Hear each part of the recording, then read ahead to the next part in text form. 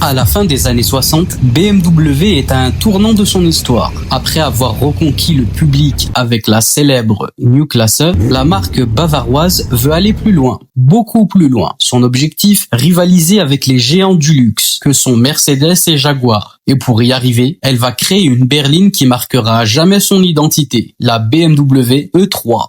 En 1968, BMW dévoile deux modèles, la 2500 et la 2800, des berlines élégantes, puissantes et surtout modernes. Leur style reprend les codes de la New Klasse, mais avec une touche de maturité, ligne tendue, allure statutaire et cette fameuse calandre en nez de requin. C'est aussi l'arrivée d'un tout nouveau moteur 6 cylindres en ligne, doux, puissant et onctueux. Il donne au E3 un plaisir de conduite exceptionnel, bien supérieur à ce que proposait la concurrence. Fin 1970, BMW s'attaque au marché américain avec une version spécialement conçue pour lui, la Bavaria. Elle combine la finition de la 2500 avec le moteur de la 2800, un mélange parfait pour séduire les conducteurs américains avides de puissance et de confort. Au fil des années, la Bavaria va évoluer pour répondre aux normes locales, devenant une véritable icône outre-Atlantique.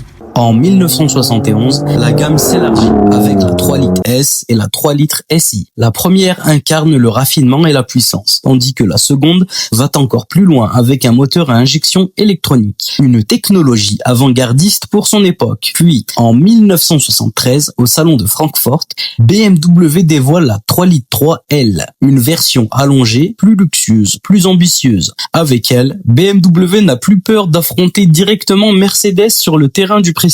La marque prouve qu'elle est désormais capable de rivaliser au plus haut niveau. Au fil des années, les E3 s'améliorent. Équipement enrichi, finition plus raffinée, moteur toujours plus performant. Les versions 2 litres 8L et 3 litres L viennent compléter la gamme en 1975. En 8 ans et demi de carrière, plus de 220 000 exemplaires sont produits. Un succès énorme pour une berline de luxe de cette époque. Les E3 deviennent des références, souvent comparées aux Jaguar XJ6 et aux Mercedes classe S. Elles offrent un équilibre unique entre performance, confort et plaisir de conduite.